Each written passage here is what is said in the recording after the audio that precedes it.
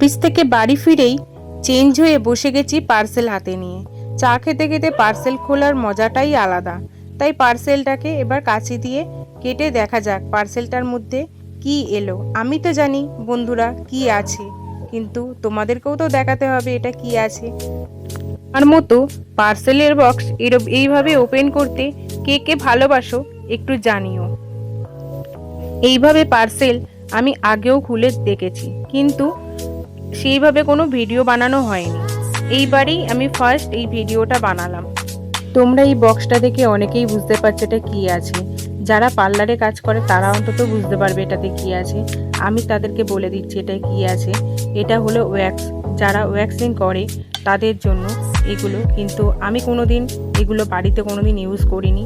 তবে আমি নিয়ে এসেছি হাতে পায়ে, যাতে লোমগুলো ছোট ছোট লোমকূপগুলো থাকে ওগুলো তোলার জন্য।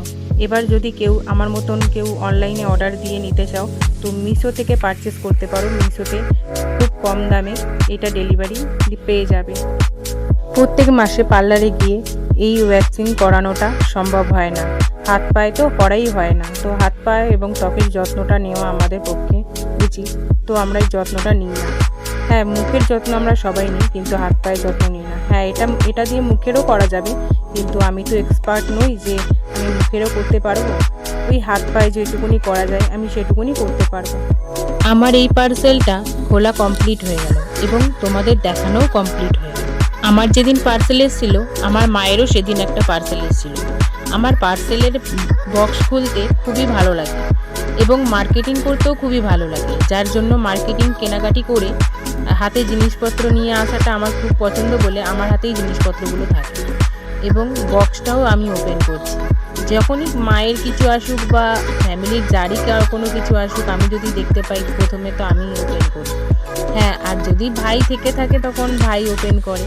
কিন্তু আমি যেভাবে পার্সেলটা খুলছি এইভাবে নিশ্চয়ই আমার মতন কেউ পার্সেল খোলে না। আমার এত তর্স হইছে না যে কখন খুলে দেখব। বাও, কি সুন্দর! এটা তো আমার মা একটা শাড়ি অর্ডার দিয়েছিল। কালারটা কিন্তু খুব সুন্দর, মিষ্টি কালার। সত্যি জাস্ট ওয়াও! কালারটা কিন্তু খুবই সুন্দর আর জিনিসটাও খুব সুন্দর। কালারটা অনেকে বুঝতে পারছো কিনা জানি না, এটা হালকা পিঙ্ক রঙের আছে। শাড়িটা কেমন লাগলো তাই আমি খুলে একবার গায়ের ওপরে ঢেলে দেখলাম যে শাড়িটা আমাকে কেমন লাগে, কিন্তু জানি না কেমন লাগলো। আমার তো বেশ ভালোই লেগেছে শাড়িটা, যা পরলে হয়তো আরও সুন্দর লাগবে।